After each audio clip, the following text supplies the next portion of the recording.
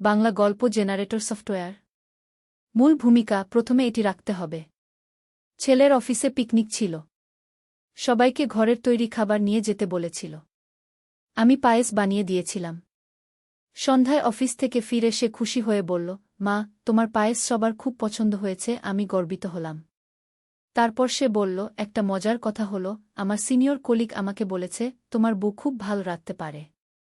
তাকে আমাদের বাসায় নিমন্ত্রণ করো। আমি জিজ্ঞেস করলাম, তুমি তাকে ভুল বুঝিয়ে দিলে না? সে মাথা নাড়ল। বলল, না মা, কারণ আমি চাই তুমি সত্যিই আমার বউ হও। আমার হাত কাঁপতে লাগল। সে আমার কাঁধে হাত রেখে বলল, মা, আমি তোমাকে ভালোবাসি।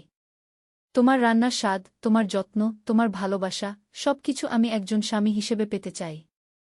বিয়ে করো আমাকে। আমরা সত্যিই স্বামী স্ত্রী হই। পায়েসের বাসন এখনও ধুয়ে রাখিনি। ছেলের কথায় মনে হল যেন একটা নতুন জীবনের স্বাদ পেলাম। Channel subscription line. এই গল্পটি সম্পূর্ণ শুনলে আপনাদের পানি অটোমেটিক বের হয়ে যাবে, সো যত দ্রুত সম্ভব হাতের কাছে টিস্যু নিয়ে বসে পড়ুন। বিছানার চাদর যেন নষ্ট না হয় সেটা সম্পূর্ণ খেয়াল রাখার অনুরোধ জানিয়ে গল্পটি এখন শুরু করব। তার আগে সর্বশেষ অনুরোধ, দয়া করে এমন পানি বের করার গল্প নিয়মিত শুনতে আমাদের চ্যানেলটি সকলেই সাবস্ক্রাইব করুন। ধন্যবাদ। পরিচিতি অংশ। হ্যালো বন্ধুরা, আমার নাম মিতালি সেন। আমার বয়স ৪৫ বছর। আমার স্বামীর নাম রবিন সেন, বয়স ৪৮ বছর। আমাদের ২ সন্তান, রিয়াজ আর শিলা। রিয়াজ ২১ বছর বয়সী, চাকরি করে। শিলা ১৪ বছর বয়সী, স্কুলে যায়। গল্পের মূল অংশ ৩০৪০ মিনিটের জন্য। সেদিন ছিল শনিবার। স্বামী রবিন অফিসে গিয়েছে। শিলা বান্ধবীদের সাথে পার্কে খেলতে গেছে। বাড়িতে শুধু আমি আর রিয়াজ। রিয়াজ তার রুমে ল্যাপটপে কাজ করছিল। আমি রান্নাঘরে দুপুরের খাবার রান্না করছিলাম। হঠাৎ রিয়াজ রান্নাঘরে এসে আমার পিছনে দাঁড়াল। আমি পিঠে তার উপস্থিতি অনুভব করলাম। মা, সে বলল, তুমি এত সুন্দর কেন? আমি ঘুরে তার দিকে তাকালাম। তার চোখে একটা অদ্ভুত চাহনি। রিয়াজ, তুমি কি বলছ? আমি জিজ্ঞেস করলাম। মা, আমি জানি এটা ভুল, কিন্তু আমি আর পারছি না। তোমাকে দেখলেই আমার মন অন্যরকম হয়ে যায়। তোমার চুল, তোমার চোখ, তোমার হাসি, সবকিছু আমাকে পাগল করে দেয়। কুশে আমার হাত ধরল। আমি হাত সরিয়ে নিলাম। রিয়াজ, তুমি কি বলছ? আমি তোমার মা। তুমি এভাবে কথা বলতে পার না। আমি কাঁপা গলায় বললাম। কিন্তু ভেতরে ভেতরে একটা অন্যরকম অনুভূতি হচ্ছিল। রিয়াজ এত সুন্দর ছেলে। তার শরীর ভর্তি মাংসপেশি। চোখে একটা তীব্র আকুলতা। মা, তুমি জান না তোমার সৌন্দর্য কি? তোমার বয়স ৪৫ হলেও তুমি আমার কোনো বান্ধবীর চেয়েও বেশি সুন্দর। আমি কত রাত জেগে তোমার কথা ভেবেছি। সে আমার কাছে আরও এগিয়ে এল। আমি পিছিয়ে গিয়ে দেওয়ালে পিঠ লাগালাম। রিয়াজ, তুমি এসব ভুলে যাও। তুমি একটা ভালো মেয়ে, বিয়ে করো, সংসার করো। এসব পাগলামি ছাড়ো। আমি তাকে বোঝানোর চেষ্টা করলাম। কিন্তু রিয়াজ আমার আরও কাছে এল। তার গায়ের গন্ধ আমার নাকে এল। একটা মিষ্টি পুরুষালী গন্ধ। আমার মাথা ঘুরে যাচ্ছিল। মা, আমি তোমাকে চাই। তুমি আমার হও। বাবাকে ছেড়ে আমার সাথে চলে যাও। আমরা দূরে কোথাও গিয়ে নতুন জীবন শুরু করি। আমি তার কথা শুনে হকচকিয়ে গেলাম। একদিকে এটা খুবই ভুল, অন্যদিকে আমার মনের গভীরে একটা তৃপ্তি হচ্ছিল। কত বছর পর কেউ আমাকে এভাবে চেয়েছে। রবিন আজকাল আমার দিকে তেমন নজর দেয় না। কিন্তু আমার ছেলে আমাকে নিয়ে এভাবে ভাবছে। রিয়াজ, এসব করা যাবে না। তুমি আমার ছেলে। আমি তোমার মা। সমাজে আমাদের মুখ দেখানোর জায়গা থাকবে না। আমি তাকে বলার চেষ্টা করলাম। মা, সমাজ কি আমাদের খুশি দেবে? আমি শুধু তোমাকে নিয়ে বাঁচতে চাই। তোমাকে আমার সব কিছু দিতে চাই। রিয়াজ আমার গাল ছুল। আমি তার হাত সরিয়ে দিলাম না। কেন জানি পারলাম না। হঠাৎ বাইরে একটা গাড়ির আওয়াজ পেলাম। রবিন ফিরে এসেছে। আমি রিয়াজকে ধাক্কা দিয়ে সরিয়ে দিলাম। যা, তোর রুমে যা।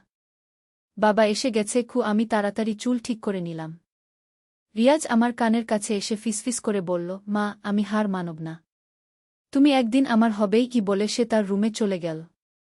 রবিন ঘরে ঢুকল। মিতু, খাবার তৈরি? সে জিজ্ঞেস করল। আমি কাঁপা গলায় বললাম, হ্যাঁ, প্রায় হয়ে গেছে। কিন্তু আমার মন তখন রিয়াজের কথাতেই আটকে আছে। পরের কয়েকদিন রিয়াজের সাথে আমার আচরণ অদ্ভুত হয়ে গেল। সে যখনই আমার দিকে তাকায় আমি লজ্জা পাই। কিন্তু একটা অন্যরকম ভালো লাগাও হয়। সে আমাকে দেখে হাসে। আমিও অজান্তে হেসে ফেলি। একদিন রবিন আর শিলা বাজারে গেছে। আমি আর রিয়াজ ঘরে একা। রিয়াজ আমার কাছে এসে বসল। মা, আমার কথাগুলো ভেবেছ? সে জিজ্ঞেস করল। রিয়াজ, এসব ভাবা যায় না। তুমি আমার সন্তান। আমি তোমাকে জন্ম দিয়েছি গু, আমি বললাম। কিন্তু মা, আমি তো আর ছোট নেই। আমি 21 বছরের বড় হয়ে গেছি। আমি জানি কি চাই। রিয়াজ আমার হাত নীল। এবার আমি হাত সরালাম না। তার ছোঁয়া এত নরম। রিয়াজ, তুমি জান না এর পরিণাম কি হতে পারে? আমি বললাম। মা, আমি সব জানি। আমি তোমাকে সত্যিকারের ভালোবাসা দিতে পারব। বাবা তোমাকে যেমন ভালোবাসে আমি তার চেয়ে 1000 গুণ বেশি ভালোবাসতে পারব। রিয়াজ আমার চোখের দিকে তাকিয়ে বলল। আমার মন দুলতে লাগল। একদিকে মাতৃত্ব, অন্যদিকে একটা নারীর মন। রিয়াজ এত সুন্দর ছেলে। তার কথা শুনে মন ভালো লাগে। কিন্তু এটা তো ভুল। রিয়াজ, তুমি কি করতে চাও? তুমি কি চাও আমি তোমার বাবাকে ছেড়ে দিই? আমি জিজ্ঞেস করলাম। হ্যাঁ মা। তুমি বাবাকে ছেড়ে আমার সাথে থাকো। আমরা দূরে কোথাও চলে যাব। নতুন জায়গায় নতুন পরিচয় নিয়ে থাকব। কেউ জানবে না আমরা মা ছেলে। রিয়াজ আমার 2 হাত নিয়ে নিজের হাতে নিল। আমি তার কথা শুনে হতবাক। এ ছেলে কি করে এত বড় একটা সিদ্ধান্ত নিতে পারে? রিয়াজ, তোর বোন শিলার কথা ভেব। সে কি করবে? আমি বললাম। মা, শিলা বাবার সাথে থাকবে। সে বড় হয়ে যাবে। আমরা দূর থেকে তার খোঁজখবর নেব। রিয়াজ বলল। হঠাৎ আমার মনে পড়ল, এ কেমন কথা হচ্ছে? আমি কি সত্যিই এসব নিয়ে ভাবছি? আমি রিয়াজের হাত ছেড়ে দিয়ে উঠে দাঁড়ালাম। রিয়াজ, এসব পাগলামি বন্ধ কর। তুমি একটা ভালো মেয়ে খোঁজ। বিয়ে কর। এসব ভুলে যাও। আমি রান্নাঘরে চলে গেলাম। কিন্তু আমার মন থেকে রিয়াজের কথা যাচ্ছিল না। রাতে শুয়ে ভাবলাম, আমার জীবনে কি আছে? রবিন কাজ নিয়ে ব্যস্ত থাকে। আমার সাথে তেমন কথা বলে না। রিয়াজ আমাকে এত ভালোবাসে। কিন্তু এটা তো সমাজে গ্রহণযোগ্য নয়। পরের দিন রিয়াজ আমার কাছে এসে বলল, মা, আমি একটা চাকরি পেয়েছি ঢাকায়। আমি চলে যাব। আমার বুকে হঠাৎ খালি খালি লাগল। কেন? আমি জিজ্ঞেস করলাম। মা, তুমি আমার প্রস্তাব মানবে না। তাহলে আমার এখানে থেকে লাভ নেই। আমি দূরে গিয়ে নিজেকে ব্যস্ত রাখব। রিয়াজ বলল। আমার চোখে পানি এল। এ ছেলে চলে গেলে আমি কি করব? রিয়াজ, তুমি যেও না। আমার খুব খারাপ লাগবে। আমি বললাম। তাহলে আমার কথা মেনে নাও। রিয়াজ বলল। আমি কিছু বলতে পারলাম না। রিয়াজ বলল, মা, আমি 3 দিন পর চলে যাব। এর মধ্যে তুমি চিন্তা করে দেখো। পরের 3 দিন আমার কোনো কাজেই মন বসল না। রিয়াজ চলে গেলে আমার খুব একা লাগবে। কিন্তু তার প্রস্তাব মানাও তো সম্ভব নয়। 3য় দিন সন্ধ্যায় রিয়াজ আমার কাছে এসে বলল, মা, আমি কাল সকালে চলে যাব। তোমার সিদ্ধান্ত কি? আমি কাঁদতে কাঁদতে বললাম, রিয়াজ, আমি পারব না। তুমি আমাকে ক্ষমা করে দাও। রিয়াজ আমাকে জড়িয়ে ধরল। মা, আমি তোমাকে কিছু বলি।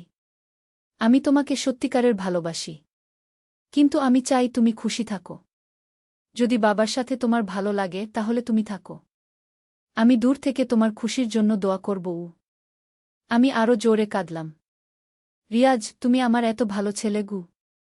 পরের দিন সকালে রিয়াজ ঢাকার উদ্দেশ্যে রওনা হল। আমি তাকে বিদায় দিতে গিয়ে বুঝলাম আমার জীবনের একটা অংশ চলে গেল। কিন্তু হঠাৎ আমার মনে পড়ল, এ কেমন গল্প হচ্ছে।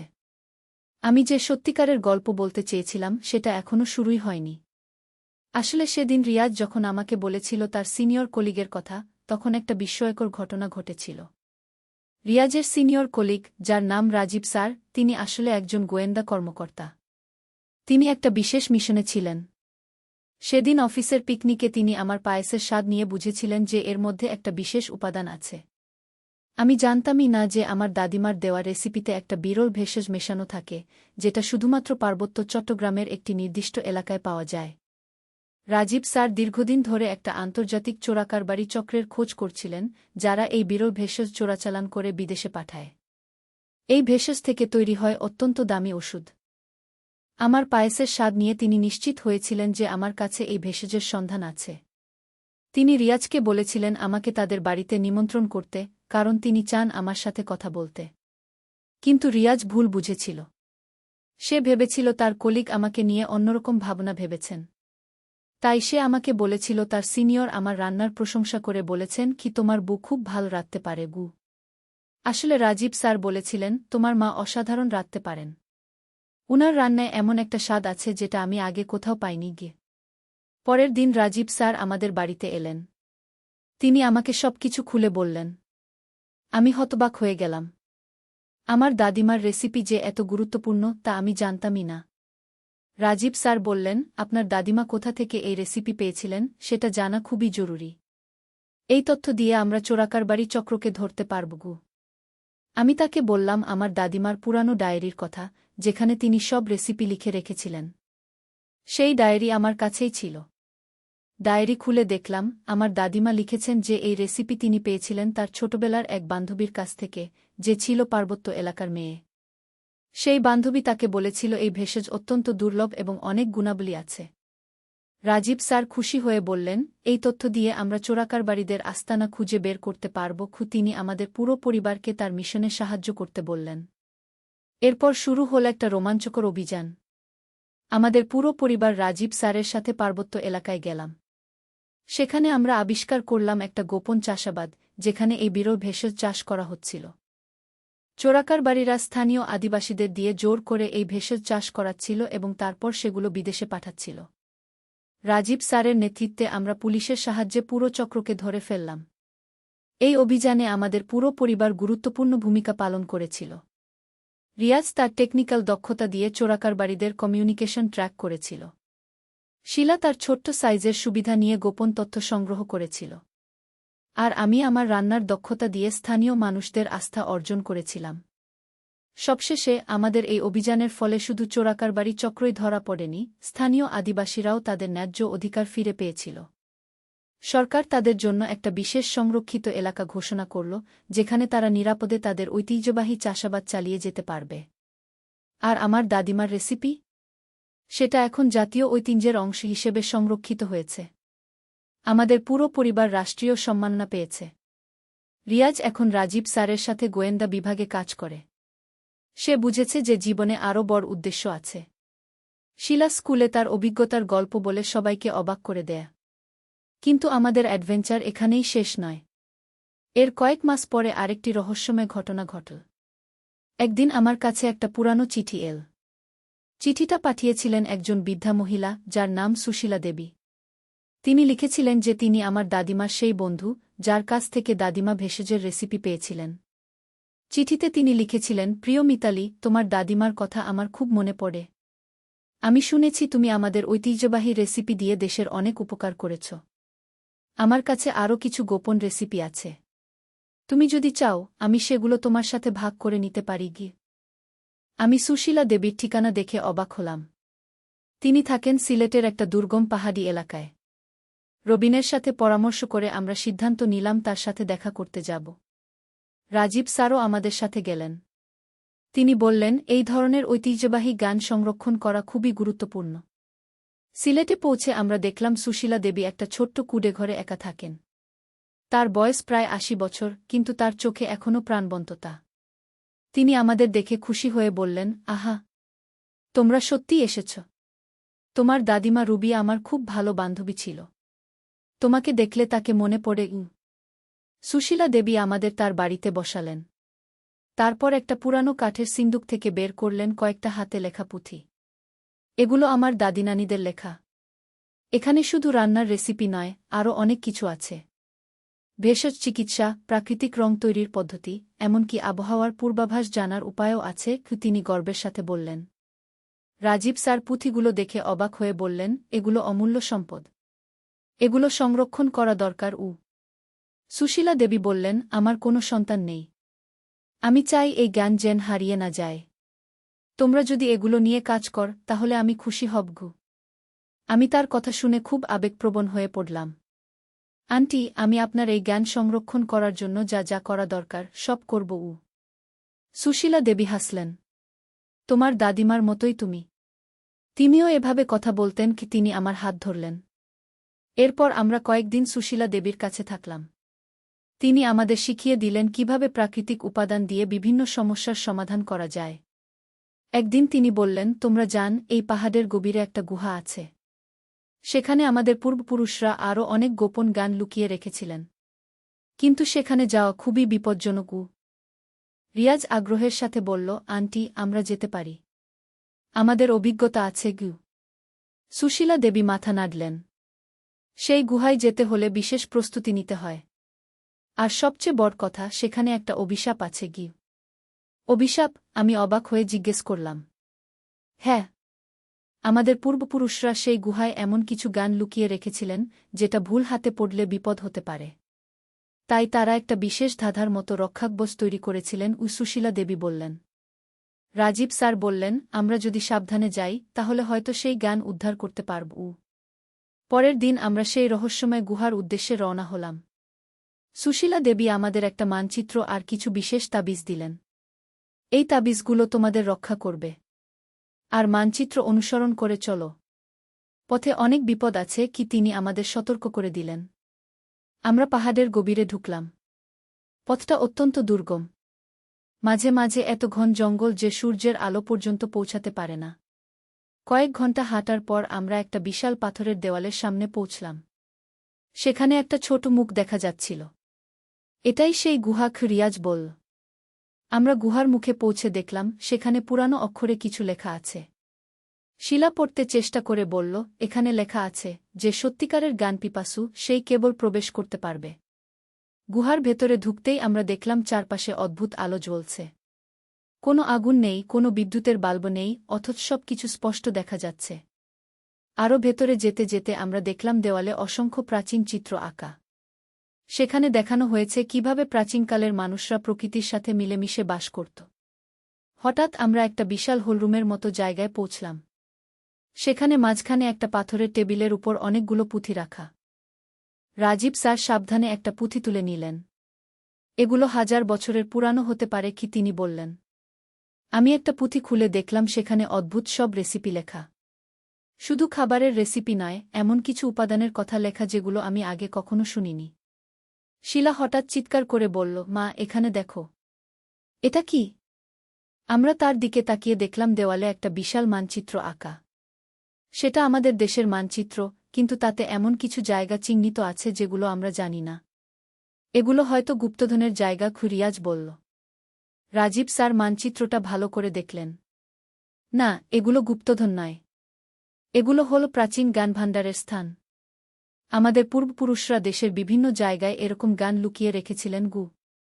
আমরা সেই মানচিত্রের ছবি তুলে নিলাম। পুঁথিগুলোও সাথে প্যাকেট করলাম। গুহা থেকে বের হওয়ার সময় আমার মনে হল যেন আমরা একটা অভূতপূর্ব অভিজ্ঞতার মধ্য দিয়ে গেলাম। আমাদের দেশের ইতিহাসে এমন অনেক গোপন কাহিনী আছে যেগুলো আমরা জানি না। সুশীলা দেবীর কাছে ফিরে আমরা তাকে সব বললাম। তিনি খুশি হয়ে বললেন, তোমরা ঠিক কাজই করেছ। এখন এই জ্ঞান সংরক্ষণ করো। এটা আমাদের দেশের সম্পদ। আমরা ঢাকায় ফিরে এসে সরকারের সংশ্লিষ্ট বিভাগে এই আবিষ্কারের কথা জানালাম। তারা খুব আগ্রহ দেখালেন এবং এই জ্ঞান সংরক্ষণের জন্য একটা বিশেষ প্রকল্প শুরু করলেন। আমাদের পুরো পরিবার এই প্রকল্পের সাথে যুক্ত হলাম। রবিন তার অফিসের কাজের পাশাপাশি এই প্রকল্পের সময় দিতে শুরু করলেন। রিয়াজ গোয়েন্দা বিভাগের অভিজ্ঞতা কাজে লাগিয়ে নতুন নতুন প্রাচীন স্থান খুঁজে বের করতে লাগল। শিলাও তার স্কুলে এই বিষয় নিয়ে একটা প্রজেক্ট করল। তার শিক্ষকরা খুব প্রশংসা করলেন। আর আমি হয়ে উঠলাম এই প্রাচীন রান্নার রেসিপিগুলোর বিশেষজ্ঞ। বিভিন্ন টিভি চ্যানেল আমাকে ইন্টারভিউ দিতে ডাকে। আমি প্রাচীন বাংলার খাদ্য সংস্কৃতি নিয়ে কথা বলি। কিন্তু সবচেয়ে বড় পরিবর্তন হয়েছে আমাদের পারিবারিক বন্ধনে। আগে আমরা সবাই নিজেদের কাজ নিয়ে ব্যস্ত থাকতাম। এখন আমাদের একটা সাধারণ উদ্দেশ্য আছে। আমরা সবাই মিলে আমাদের দেশের ঐতিহ্য সংরক্ষণের কাজ করি।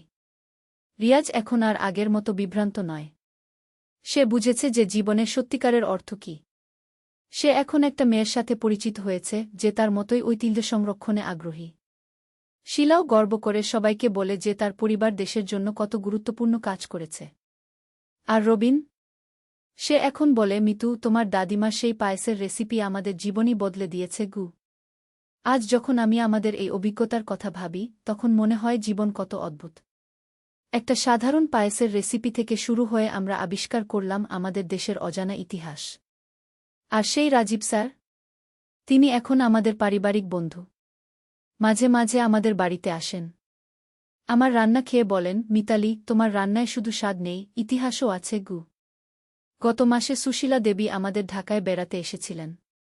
তিনি আমাদের কাজ দেখে খুশি হয়েছেন।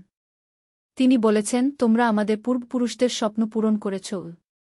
এই গল্প শুনে হয়তো মনে হতে পারে যে এসব কল্পনার গল্প।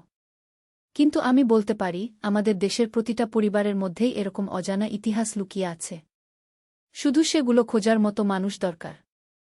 আমাদের দাদিনানিরা যেসব গল্প বলতেন, সেগুলো শুধু গল্প নয়, সেগুলোর মধ্যে আছে আমাদের সমৃদ্ধ ঐতিহ্যের ইতিহাস।